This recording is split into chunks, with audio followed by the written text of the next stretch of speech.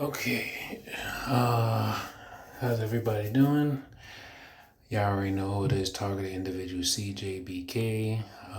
I am home, and today I want to test out this, I guess, ACE radio frequency tracer, right? Model FC6002. Um, to be completely honest, I haven't completely done a whole lot of research on this yet, but it's pretty basic. You got this antenna here, and let me see, with this antenna, you put that on, and then there's this meter here. This meter tells you how strong a signal is. So it's like, you know how when you use like a Bluetooth scanner or BLE scanner, and you're trying to find out which device is, which device of yours is closest to you, or what Bluetooth device is closest to you. Well, this meter here, the higher it goes, it'll tell you how strong the signal is coming from that device, right? And then it has this nozzle up here where you can increase the sensitivity of the device, right? So that's all the way up. And then this is off all the way up. And then I'll put it about like midway, right? Now what I plan to do with this, it is, what time is it? 7:47 Tuesday, no, 7:47 Tuesday, November 18th, 7:47 p.m. Eastern time. So what I'm going to do is I'm going to measure, or rather I'm going to move this meter throughout various parts of my body where I believe that there are nanosensor clusters that are in real time, 24 hours, receiving radio frequencies and also sending out ultrasound waves. For the last like 2 weeks or so, well, actually, no, it's been almost a month. They've been doing this, I don't know, landscaping of stimulation all around my back. Like 3 weeks ago, it started. It started like here, like it started here, like it started in my hip. And actually, no, it started in the back, and then it would be like pinpoint accuracy, almost like someone's driving a screwdriver in my back, right? And then it started to move across, and then it sat here for a while. This is the lumbar, or what's the not the lumbar? This is the sacrum, right? The sacrum is the part of your spine that has like the six holes in it, and then there's like a crazy ton of nerve endings and crazy ton of nerve strands. That's all in that area. Then within the last 2 weeks, it moved over here. Matter of fact, it's still kind of right here, right? So right now they're stimulating right here, but then over the last week or so, it moved from here, and then now the stimulation is coming all the way up to the front. So now it's like all of this that they're stimulating. But get this, I have already learned to track and trace the sources of just about all electrical stimulations occurring throughout the body that are being done remotely. And the one thing I am almost completely certain of is that nothing that they do to the body can happen until it comes to this area or this region of the brain. Well, I believe it's this region of the brain. This is your frontal temporal lobe, or um, um, the golly, it's been my favorite part of the brain to talk about. Prefrontal cortex. There we go.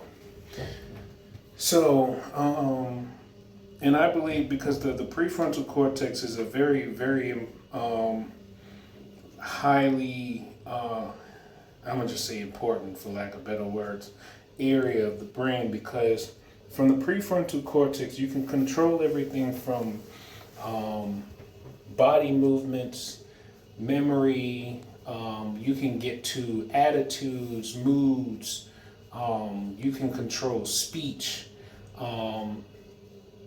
If you want a better understanding, all you got to do is look up like pictures of people getting an EEG, right?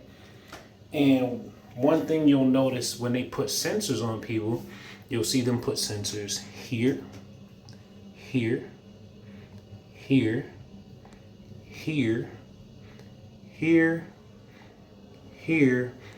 Basically, there's specific spots along the brain that they'll put the sensors. Now think about it like this. We're not walking around with headgear on, right? So in order for them to get this real-time brain neural data, what you think they do? They position these sensor clusters once you breathe it in, or you drink whatever that the sensors got into, or you eat whatever food that the sensors are in. It's like once it gets into the body, they are then migrated to parts of your body where they can, I guess, extract the most energy from. So obviously the brain is one, because that's where they're going to get most, like a great deal of neural activity.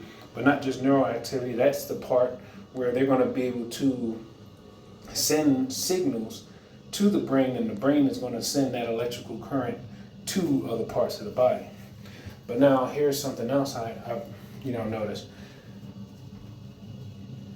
Whenever they're stimulating parts of the body, whenever they're causing pain or stimulating parts of the body, they're basically like they're rerouting energy. So let's say right now they got like this. It's like someone. It's like all right here. It's just stimulation, and it feels like not the skin, but just under the skin. It's like soft tissue stimulation. So it feels like I feel like someone stuck a knife inside my hip, and then they're like lifting it up, and I don't know, like they're playing with the knife inside my hip, right? Now, what I've learned is that, like I said, they reroute energy or data from various nodes throughout the body, and they concentrate that energy on one spot. So right now it's like it's happening here, but when I do something what I call like a pinch or scissors, right? I'll pinch right above where the frequency is, and I'll wait until I feel the vibration of the frequency. Once I feel the vibration of the frequency in between my hands, I now have possession of that carrying wave. Now, the thing about holding on to that carrying wave and feeling that vibration, if you move your hand around after you've sensed the vibration, you can actually feel the other connecting waves coming from different sensors throughout the body. So what's stimulating here is also coming from my left elbow, especially like right here. Wait, let me see. No, it's more in the joint. And like I've said this before many times, aside from the brain, you're gonna find these sensors in your joints, even including your finger joints, just about any joint. Why? Because of the energy that can be harvested through friction or mechanical stress. So every time you move, you're generating heat, when heat is energy. And every time you move, those sensors, they're harvesting that energy and they're powering themselves up. So basically, every time you move, you're powering your own nanosensors. I know that sounds crazy, but that's literally how they construct these things, because they made it so that, like, remember, we're talking about the future of healthcare. So in the future of healthcare, if you're not near a power source, or you're not near a cell tower or some other transmitter or something like that, you're not near a cell phone, or hell, you might be somewhere where there's like bad, I don't know, overcast or cloud coverage, and maybe the satellite won't be able to connect thoroughly with, you know, your wireless net body area network. Ideally, they would want the sensors to still be able to function and power themselves by using energy pulled from your own body. Now, so joints, where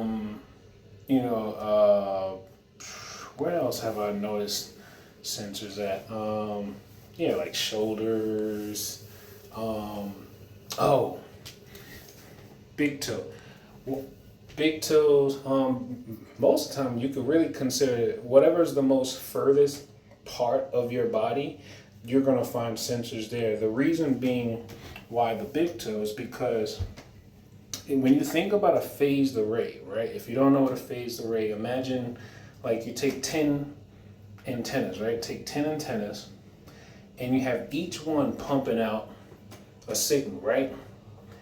Now, they're all pumping out a signal, but they're going to be pumped out in a time phrase, in a time, like a phase. It's like a timing. Like they're going to pump it out in a timed way, so that when that collection of the 10 antennas pumping out and pumping out signals creates this, like, I guess, well, it creates an array, right? Then within that array, they can steer like a localized concentrated beam within that array. Now imagine that's just like looking at one cluster or one set of phased array antennas, right? Now imagine on a nanoscale having not just dozens, but I mean maybe tens of dozens of these points all throughout the body. So I mean, whatever you got on one side of your arm, you got on the other side. Whatever you got on, however many you got on one leg, you probably got on the other leg. And then there's also, of course, there's going to be sensors in the heart, in the chest area, because you're going to have your heart right over here. But you also have a lot of nerves and everything that's still around in this area. So they can concentrate. This is one of the reasons why people have a lot of heart attacks and strokes, because if it's not one that's probably caused like within the brain, a lot of heart attacks and strokes, especially if caused in the chest area, it's mostly because of like the amount of energy that's being produced or injected into this area because of these sensors that's here, right? What else? Let me see. I think that's what I got for now. I'll be trying to get things running while I still got my train of thought going before they start bringing on the pressure. I just came home from work not too long ago. I just took the radiation detox salt bath. Remember, that's literally a pound of sea salt and a pound of baking soda. And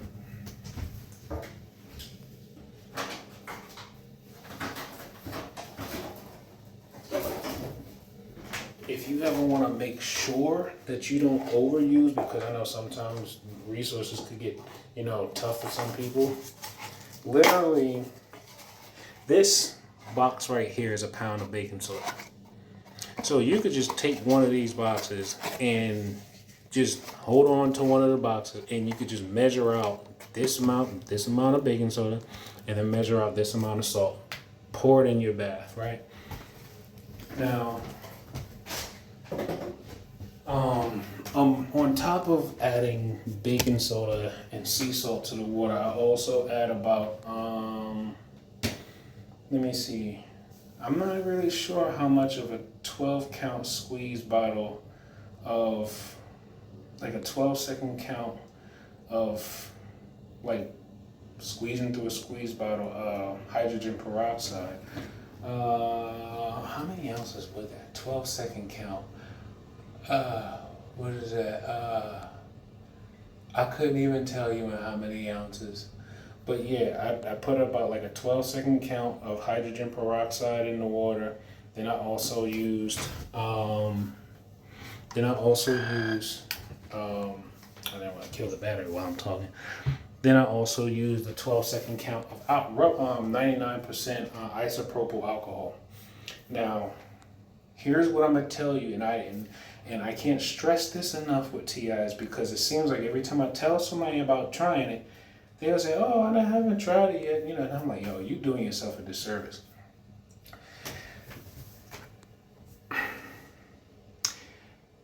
This bath is a radiation detox bath. Why it detoxes radiation? Because of the sodium content of the bath water, right? We have what are called ion channels in our body, and they are activated by I believe it's like sodium ion channels. Yeah, sodium ion channels. Then I think we also have calcium ion channels. I could be wrong. I'm trying to remember as much as I can. What happens is when you get in any like highly salt, heavy solid, I can't, salt solution, water, whatever.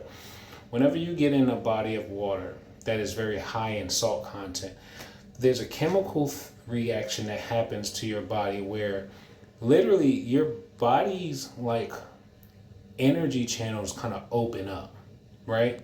Your body's energy channels in just about all of your cells, they open up. And whatever stored up, basically most of the time when you have pain and stimulation, whether it's caused by, something remotely or hell, even emotions can lead to overstimulation and even like pent up aggression and sadness and stuff like that. People don't realize emotions are energy.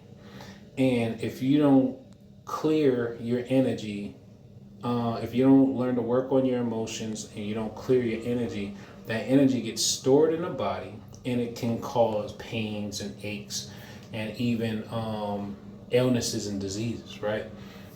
So what happens is when you get in the water, right, and the instructions say that you stay in the water for at least 45 minutes. What happens is, first thing is, your cells are going to basically open up. Your cells, it's like the sodium ion channels are going to open up. And first thing that's going to happen is your body is going to start to feel kind of like a pull. What's being pulled out is all the stored up, backed up energy, radiation, because our tissues and cells are constantly absorbing radiation, whether it's from electromagnetic radiation or it could just be various types of energy just being stored up in our body. So when you take the bath, it opens up your cells and it kind of like pulls out that toxic energy, it pulls out that negative energy, right? And it kind of like, and it doesn't go back into the body because the salt literally kind of like sucks it out. It works. It like the salt water almost works like a magnet for like energy in organic cells or whatever, right? So it's pulling it out. Now, I'm gonna tell you this. After you finish the bath, first thing you probably gonna notice is that the water may change. Like you may notice that your water may look cloudy. Not to say that it'll look brown cloudy, not like dirt cloudy, but like a white cloudy. Now, the reason why I'm saying a white cloudy is this. Before you even get in the tub, right? After you run the water and you dissolve the salt and the salt and the baking soda in the water, that water's damn near going to look crystal clear, right? That water's going to damn near look crystal clear. Once you get out of the water after about 45 minutes, an hour, however long you want to stay in there, you're going to notice all this like white powdery stuff kind of like almost like floating at the top of the water. You could take a flashlight to it and shine over it, and that shit's going to shine right back at you, almost as if like you just had a light flash over a mirror, right? So you got that part. Now, with that being said, I've also learned that salt, like everyone else should know, that if you put any type of electronic in salt water, that shit is not going to work no more. Anytime, look, you put any electronic device in salt water, it's done. That shit is not working no more. Fresh water, you might still be able to get it to it, but if you put an electronic device in salt water, that shit is done. That thing is not working no more. The reason I add the peroxide and the alcohol to the bath water is because I found out that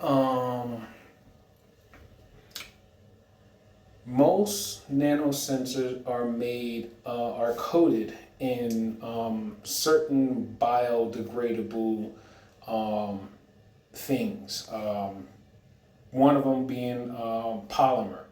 And I found out polymer can actually be broken down or destroyed if it were to be submerged in, hydrogen peroxide, or if it was submerged in alcohol. A few months ago, I did the cranberry alcohol nanobot test, where basically you take some cranberry juice, swish around in your mouth, you get like a white plate or bowl or something, spit, after swishing around, spit it out onto the plate, and then you just take like a little pour of alcohol, or you could even just take a spray of like some alcohol. I like to use 99% isopropyl. You spray it, and you gonna watch shit just jumping around and moving. and it's funny because I looked online. I tried to find out what exactly am I looking at, because I never like to really jump the gun for things, because whatever, but it's the only things that I could come up with is whatever could have a reaction like that, to where if you swish around cranberry juice or wine in your mouth, and then you spit it onto a plate, and then you pour or spray alcohol on it, and it moves around, there's only but so many things that can have a reaction where it moves like this. One, parasites.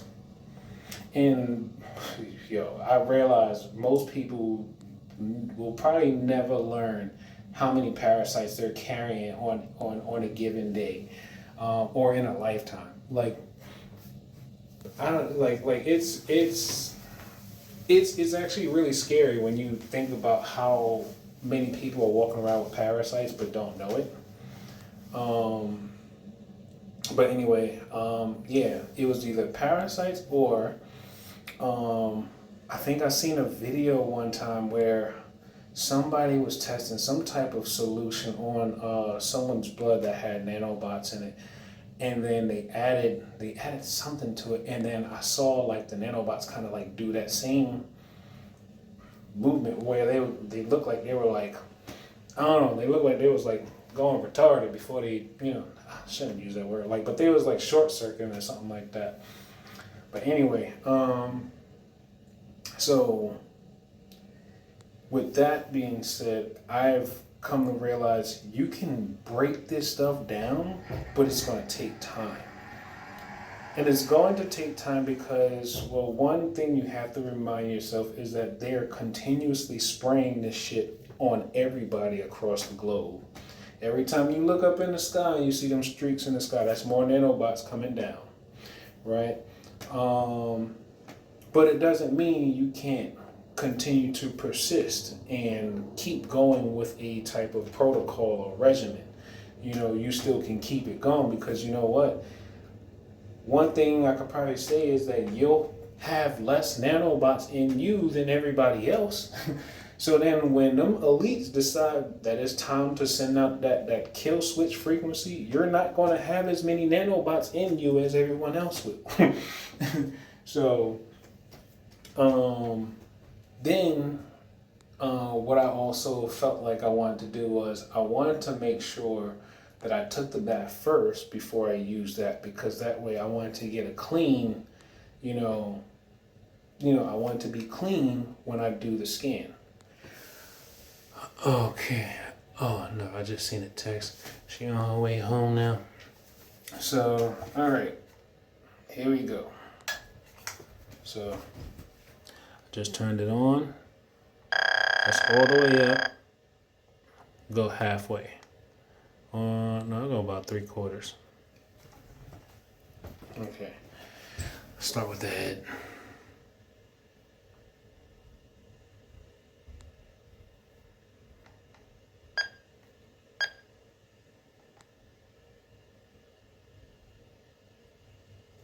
Yeah, turn it up a little more.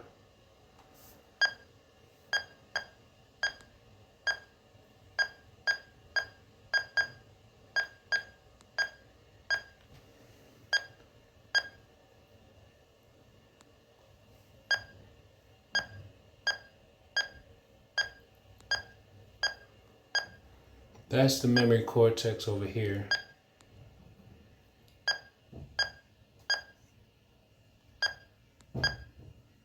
Yeah, that's the memory cortex there.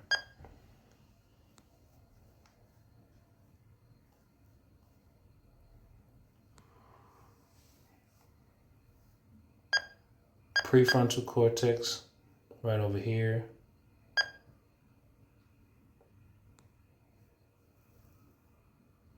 You see?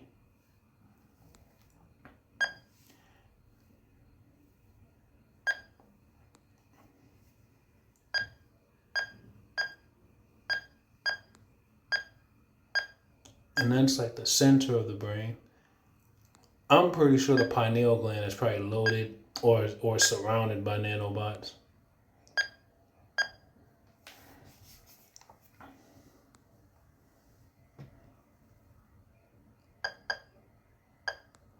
See?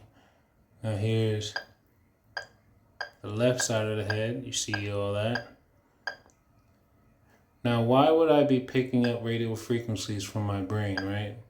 Radio frequencies.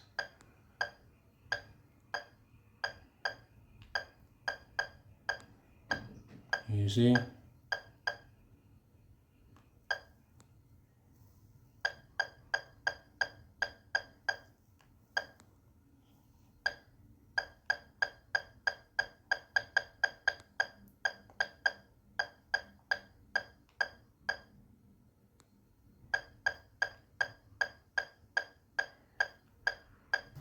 And you have a ton of nerves all along the hairline area.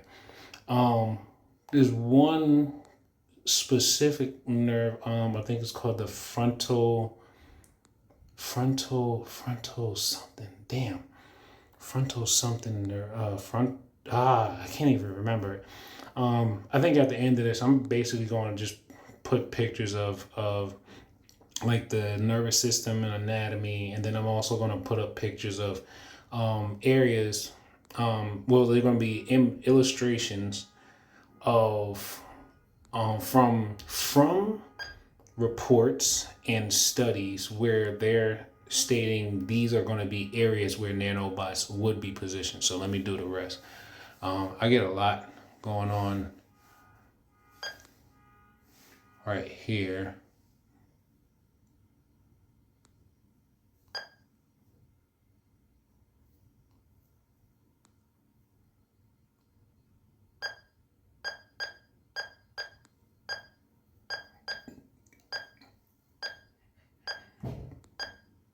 Now, I want you to also take note at the idea of this.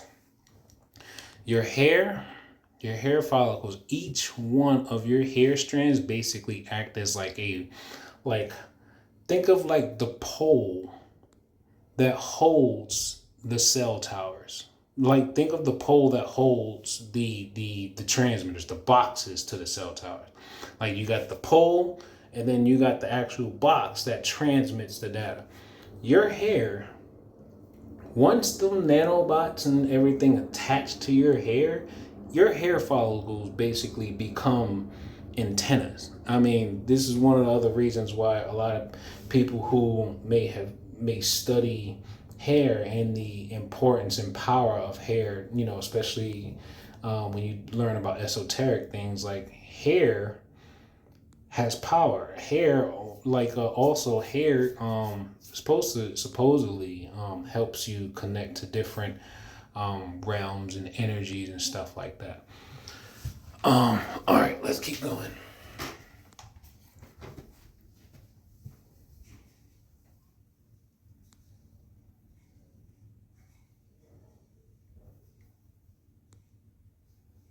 I'm gonna turn the sensitivity up a little more.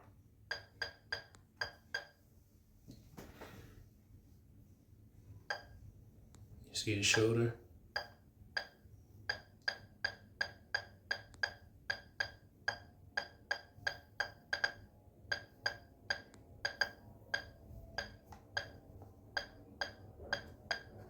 Turn the sensitivity down a little bit.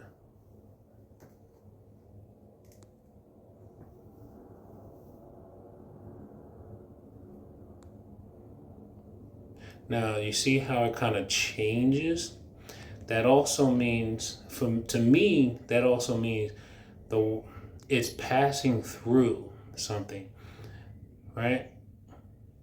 See, like right there.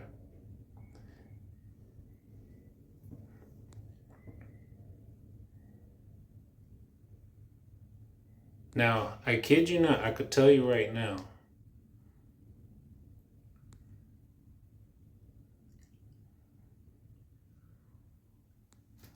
Yeah. So that one is actually coming from the phone. It's being directed directly from the phone. The sensors that's right next to the camera, they're directing energy from there. You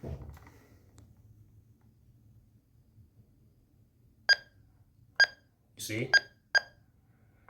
That's what I'm trying to tell you. So how could the very same thing that's coming from a phone, I could be feeling it on my body? Like, this is flesh, blood, and bone. Why are there radio frequencies coming out of my body?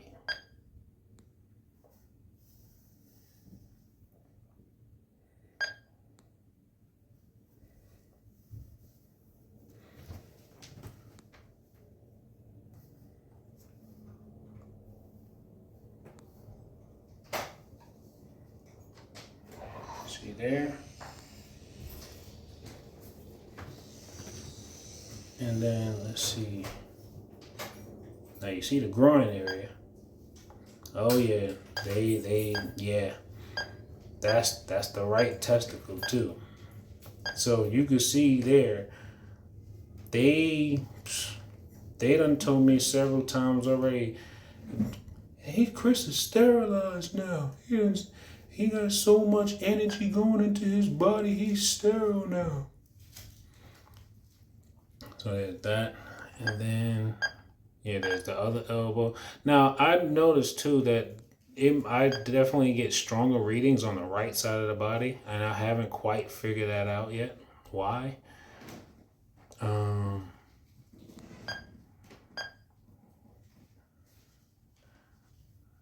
you see elbow. You don't gotta be so quiet. I know you in here. Oh no. I'm gonna do my tubes. Remember I told you.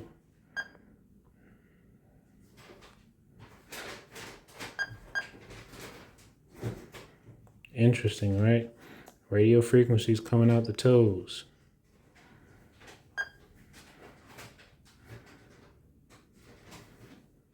See? Radio frequencies coming out the toes. Look how strong that is. And this is where the sensitivity level's at.